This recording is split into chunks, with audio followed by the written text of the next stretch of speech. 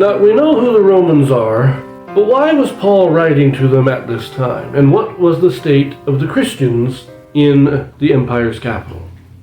Now, Paul is writing in about the year 57, near the end of his third missionary journey that we have a record of. And he's writing from Greece to Rome, but he's never been to Rome. So it's perfect. Why is he writing at this time? Well, to explore this a little, let us look at a brief history of the Jewish presence and the rise of Christianity within the city of Rome.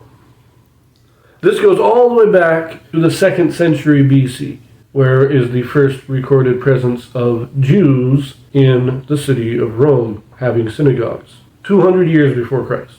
Now, at this time, Israel was an independent nation under the Hasmonean dynasty. But in the year 63 BC, Israel is conquered by Rome and becomes a Roman province, at which time there is an increase in the number of Jews in Rome, partly because a number of Jews are taken captive from Israel and transported back to Rome. Some will be later set free and return to Jerusalem, but many stay in Rome, and this increases our number of Jews in the capital.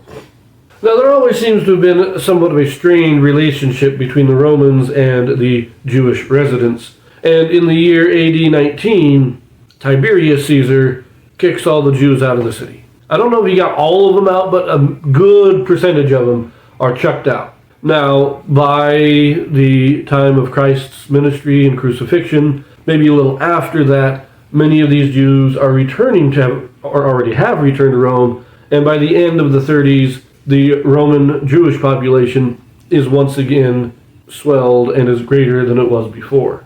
Now, we do read in the year 33, the year that Christ is crucified, remember he's crucified on Passover, 50 days later is the event of Pentecost when all the apostles go out and preach. And there are many Roman Jews in the crowd.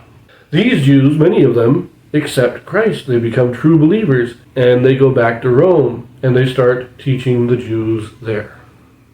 Now, sometime between 33 and about 40, we have Peter opens the ministry to the Gentiles by taking the gospel to Cornelius. We also have the conversion of Paul and his first and second missionary journey, although only the second one is actually recorded. It's what we call the first missionary journey. And all this is taking place between the years of 33 and actually going into the early 40s, about 45. During this time, around 40-41, Claudius Caesar, the new emperor, he starts putting restrictions on the Jews in Jerusalem, largely because there has sprung up a controversy between the Christian Jews and the non-Christian Jews. Now, at this time, how many Gentiles have been converted in Rome is impossible to say, although this is very early on in the Gentile ministry, and we know that before Peter takes the gospel to Cornelius, no Gentiles were allowed to be baptized into the faith unless they were first a proselyte to Judaism.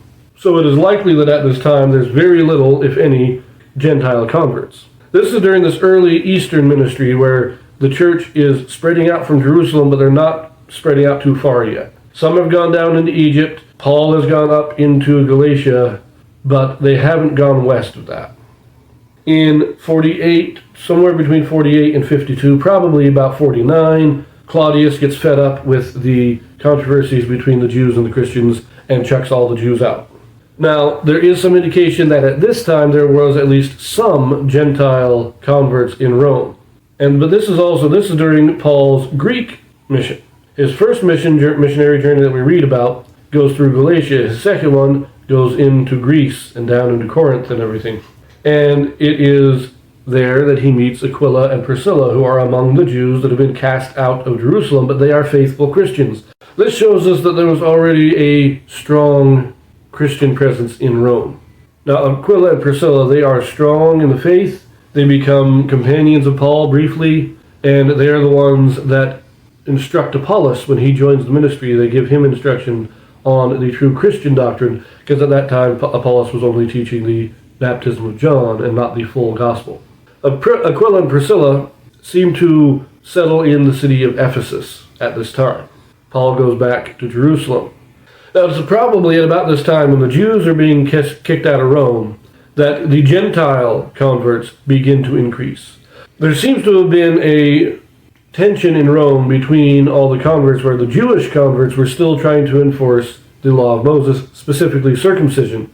And they were not giving the Gentile saints full privileges in the church unless they were circumcised. So when all the Jews get kicked out of Rome, it includes all the Christian Jews. But the Christian Gentiles are allowed to stay, and they start increasing. Now, after this, we have Paul's third missionary journey, where he goes to Ephesus and then up through Greece. And it is during this time Claudius Caesar dies in the year approximately 54, and when Nero becomes emperor, he allows the Jews to come back, many of them being Christians, and bringing with them probably the authority of the apostles, some of them being called to go and organize the church in Rome. Among them, likely Aquila and Priscilla. When Paul first comes to Ephesus in the year 53 or 54, he probably sends Aquila and Priscilla back to Rome. He says, Nero's letting you go back. You need to go back and make sure the church there is getting properly organized and getting the proper gospel. He trusts them. And so all this is going on, and because of all this, because the Gentile population has already started to increase in the church, when the Jewish Christians come back, they're in a minority now among the saints. There are more Gentile saints than Jewish saints in Rome, and the old tensions flare up again, where the Jews don't want to give the Gentiles full privilege in the church unless they become circumcised. And it is at the end of this period of Paul's third missionary journey, when he passes through Greece for 3 months, doing a quick visit, while he's in Corinth, he writes his letter to the Romans. Now remember that by this time, there has still not been an apostle traveling to Rome. And so you've not had that authority in Rome to set up a proper church organization. They may have called people in the East and sent them out. Some of the 70 might have gone out. But to truly organize a new mission field, a new stake, you really need an apostle to do that. And they haven't had an apostle yet. So the full organization likely is not there. And this is partly indicated in the beginning of Romans, when he doesn't address this to the church in Rome, but to the saints in Rome, just to the people there, the believers in Rome. That could also, though, indicate that by this time there was a sizable enough congregation that they were in multiple congregations instead of just one. So it's a little ambiguous there. Another thing to note is that by the time of his writing, there were a number of people that he had met in the East who now lived in Rome. And we can see this in the last chapter of the Epistle, where he talks about many people. Some of those people, like Aquila and Priscilla, were among the Jews that were cast out of Rome. So in 50, the Jews get cast out by Claudius. And in 51, around there, Paul meets Aquila and Priscilla, who go to Ephesus, and they settle there temporarily. In 54, while Paul is in Ephesus, the Jews are allowed to return to Rome. By 57, Paul is writing his epistle to the Romans, and Aquila and Priscilla are back in Rome. So sometime in that 3-year period, Aquila and Priscilla move back to Rome. There are a number of other people also in Rome. Some of them are connected to the Herodian family in Jerusalem. So while Aquila and Priscilla were Roman Jews who had been kicked out and then returned, there is also indication that some Christian converts who were not from Rome moved to Rome during this period in order to help teach and strengthen the church there, because the apostles had not yet been able to go. So the church is still trying to take care of the Roman saints, even if they can't yet send an apostle. Paul is planning to make a trip to Rome because he is the apostle to the Gentiles. On a final historical note, I did like this, that in the year 57, there is some indication that the Christian church had begun to reach the higher classes of Rome. In other places, it was largely the lower classes that were being converted. There were some middle class, you might say, but the rulers, the kings, and the generals, and those guys generally weren't being converted. But in 57, this is not in the scriptures, this is a secular history. In the year 57, one Aulus Plautus, who was the Roman general that conquered Great Britain back in the 40s, him and his wife are living in Rome, and according to secular histories, she is put on trial for believing a foreign superstition. And many historians think that this was a reference to Christianity.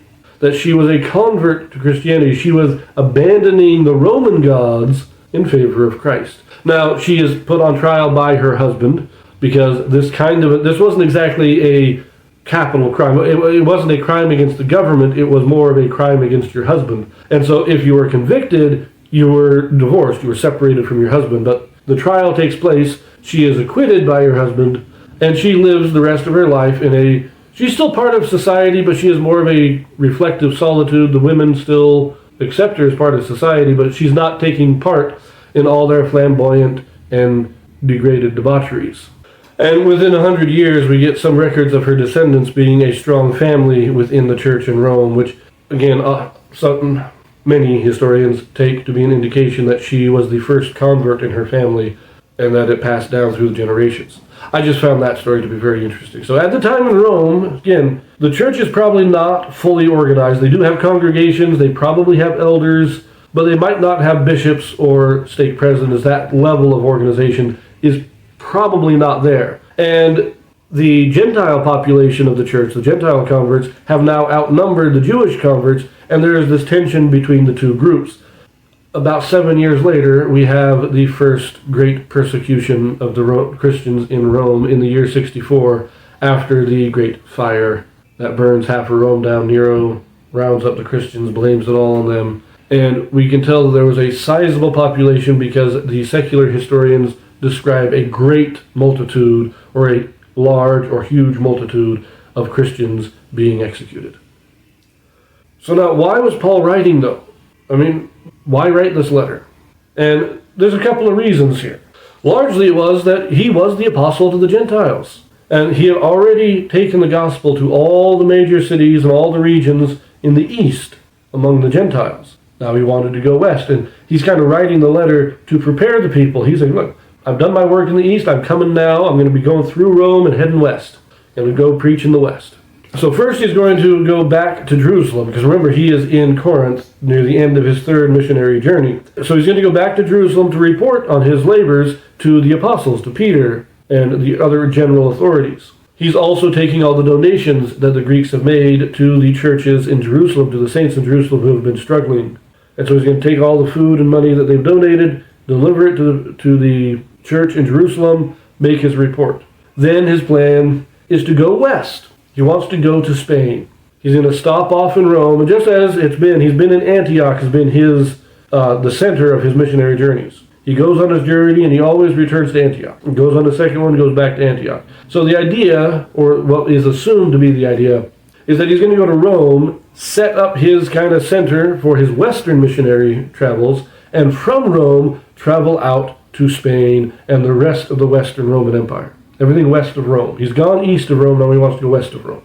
So those are the plans that we kind of assume that he's making. That's how he's planning out. Of course, when he does make it to Rome, he's not a free man traveling on a missionary journey. He's a prisoner, and he is there to be tried before the emperor. So it's a whole different situation than what he planned on. But these are the plans he has set right now.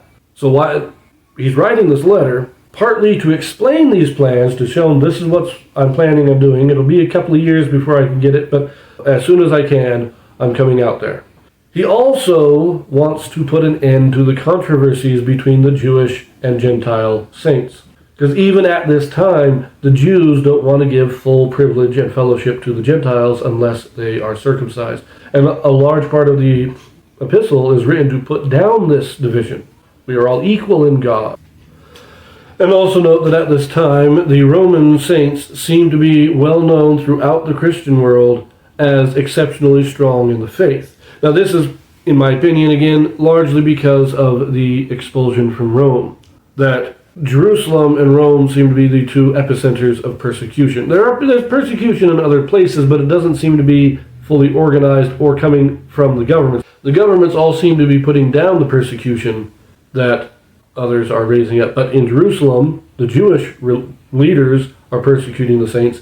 And in Rome, it's not exactly a persecution of the saints, but it's more a restriction on the Jews. So when the Jews are kicked out, the saints also get kicked out. Because of this, they seem to be also the strongest congregations in the church, are in Jerusalem and Rome at this time. And it is well known because when the Jews got kicked out, they would have traveled throughout most of the Roman Empire, and their story would become known. So this is the backdrop that Paul is writing. He's writing these people who are strong in the faith, they know the gospel, they have a firm faith in Christ, but there is this division among them, and so Paul needs to settle that. And he's trying to settle it before he comes out, just like he did with the Corinthians. He wanted the Corinthians to straighten themselves out before he came to visit them, because he doesn't want to have to deal with that in person. And it's kind of the same thing here. He's trying to settle this dispute before he comes out. On a final note, we've talked about the history, the historical context, and the reasons why Paul wrote this. But let us look briefly at some of the scholarly opinions regarding this work. One thing I found absolutely fascinating is that to a large extent it seems that in later centuries, 2nd or 3rd century, the Epistle to the Romans is largely distributed with the last 2 chapters taken off of it. So it's only 14 chapters instead of 16. In addition, there's a codex of the New Testament wherein Romans no longer has the 7th or 15th verse of chapter 1 in which it specifically addresses the letter to the Romans. And there's indication that this was a practice also made in other manuscripts, so that when you combine the two, take out chapter 15 and 16, and then take out these 2 verses from chapter 1, what you get is an epistle that has no reference to Rome, and becomes a general epistle of doctrinal discourse. It is believed that this was a later development, so scribes in later centuries removed these references so that the epistle could be made more general instead of being just an epistle to Rome. So like, if we remove these references to Rome, then people will understand that this epistle applies to everybody and not just to the Romans.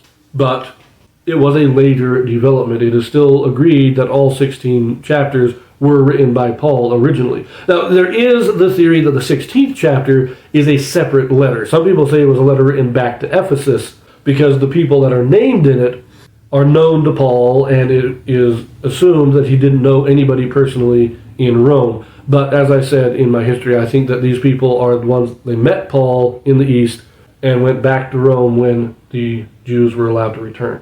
It still might be a separate letter. I think it's more like a postscript. So at the end of a letter, you might have, you sign off, and then you put P.S., and you put a little extra note there. And it's like, I've written the body of the letter, I've signed off, I've signed my name to it, and then I remembered, I got to add this one last thing. And so we put a P.S. at the end. I think that's more likely what it is. It's that postscript. But there is no controversy, really, over Paul as the author of the epistle, or as to when he wrote it, which would have been in those 3 months that he was in Greece. Most likely in Corinth. It is believed he was in the house of Gaius of Corinth. So now that we have a brief overview of the historical context and the scholarly opinions, let us get into Romans.